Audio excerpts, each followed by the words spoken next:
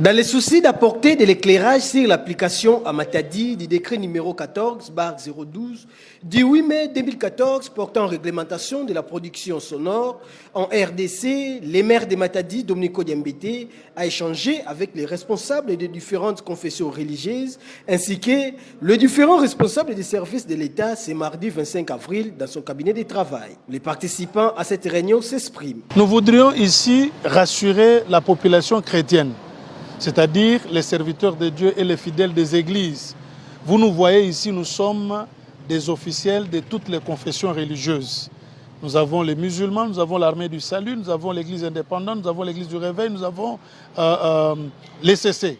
Et donc nous voudrions ici, au fait les kimbanguistes également, orthodoxes aussi, nous voudrions rassurer la population chrétienne que le maire de la ville n'a aucune intention de marginaliser l'église.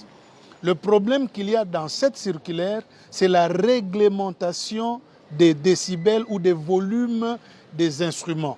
Les églises qui sont insonores, c'est-à-dire qui ont déjà bien géré leur sonorisation, ne sont pas concernées par cela. Il s'agit de ceux-là qui sont dans le débordement ou de ces églises qui sont dans le débordement, qui n'arrivent pas à bien régler leurs décibels par rapport à la population ou au nombre de gens qui sont dans la salle ou dans le lieu du culte. Et donc, ces églises qui exposent, au fait, qui placent les baffles sur la rue alors qu'ils sont à l'intérieur, les gens sont dans la rue en train de... Ce n'est pas une campagne d'évangélisation.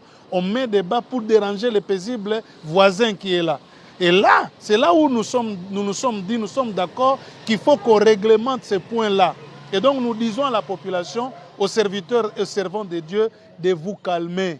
La mairie, ou mieux, le maire de la ville, n'a aucune intention de pouvoir fermer une telle ou telle autre. D'ailleurs, la circulaire relaye un décret qui a été signé par le Premier ministre.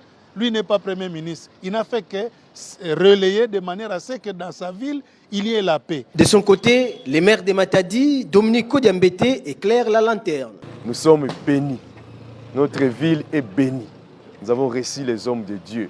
Alors les vrais hommes de Dieu, ils sont venus pour que nous puissions interpréter ensemble la circulaire que nous avons publiée. Alors c'est une circulaire qui reprend seulement les prescrits du décret du Premier ministre Matata Ponyo signé en 8 mai 2014. Dans ce décret-là, on a réglementé la production sonore. Donc les églises qui sont insonorisées ne sont pas concernées. Donc les volumes de leur musique ne débordent pas, ils ne sont pas concernés. Et même les églises qui jouent la musique en respectant le nombre de fidèles qu'il y a à l'intérieur, ils ne sont pas concernés. Seulement qu'il y a certains débordements que nous constatons avec des églises où il y a parfois 3 personnes, mais on oriente les baffles vers l'extérieur et même les passants sont dérangés. De ce côté-là, nous avons essayé d'échanger avec les hommes de Dieu.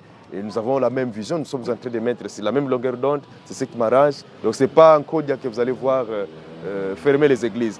Moi-même, je suis ce que je suis aujourd'hui grâce à Dieu. Parce que je suis de ceux qui ne croient pas aux fétiches.